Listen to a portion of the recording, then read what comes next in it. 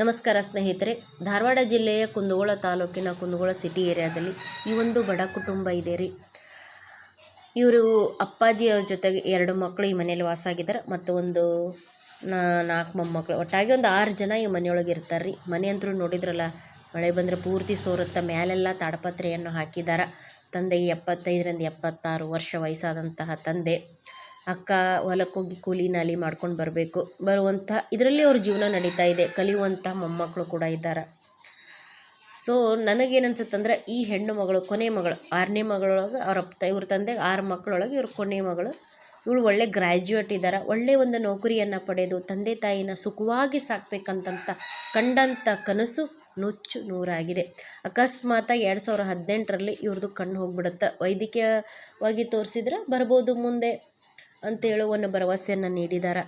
So ಇವ್ರ ಮನೆ ನೋಡಿದ್ರೆ ಪೂರ್ತಿ ಸೋರುತ್ರಿ. ಇಂಥ ಒಂದು ಮಗಳು ಮನೆಯಲ್ಲಿ ಜೋಪಾನ ಮಾಡಲಿಕ್ಕೆ ಇನ್ನೊಂದು ಮಗಳು ಮನೆಯೊಳಗಿದ್ದಾರೆ, ಮೊಮ್ಮಕ್ಕಳು. ಆ ತಂದೆಯ ಒಂದು ಮನಸ್ಥಿತಿ ಹೇಗಾಗಿರ್ಬಾರ್ದು ಕಲ್ಪನೆ ಮಾಡ್ಕೊಳ್ಳಿಕ್ಕೂ ಅಸಾಧ್ಯವಾಗುತ್ತೆ. ಸೊ ಏನಾದರೂ ಹೆಲ್ಪ್ ಆಗ್ಬೋದು ಅಂತೇಳಿ ಈ ಒಂದು ವಿಡಿಯೋವನ್ನು ಮಾಡಿದ್ದೇನೆ. ಯಾರಾದರೂ ದಾನಿಗಳ ಕಣ್ಣಿಗೆ ಇದು ಬಿದ್ದು ಯಾವುದೇ ರೂಪದಲ್ಲಿ ಇವ್ರ ಜೀವನದ ಒಂದು ಪರಿಸ್ಥಿತಿಯನ್ನು ಬದಲಾವಣೆ ಮಾಡ್ಕೊಳ್ಳಿಕ್ಕೆ ಅನುಕೂಲ ಆಗ್ಬೋದು. ಭಗವಂತ ಅವಕಾಶವನ್ನು ಕಲ್ಪಿಸಿಕೊಟ್ಟಿದ್ದಾನಂತೇಳಿ ಇವ್ರ ಮನೆ ಭೇಟಿ ಮಾಡಿ ಈ ಒಂದು ವಿಡಿಯೋವನ್ನು ಮಾಡಿ ಹಾಕಿದ್ದೀನಿ. ಯಾರಾದರೂ ಇದ್ರೆ ದಯವಿಟ್ಟು ಇವರಿಗೆ ಸಹಾಯ ಮಾಡಿರಿ. ನಾವು ಯಾರಿಗಾದರೂ ಇವ್ರ ಬಗ್ಗೆ ಮಾತನಾಡಿ ಇವರ ಒಂದು ಸಮಸ್ಯೆಯನ್ನು ಬಗೆಹರಿಸಲಿಕ್ಕೆ ನಾವು ಕೂಡ ಮುಂದಾಗ್ತಾ ಇದ್ದೇವೆ.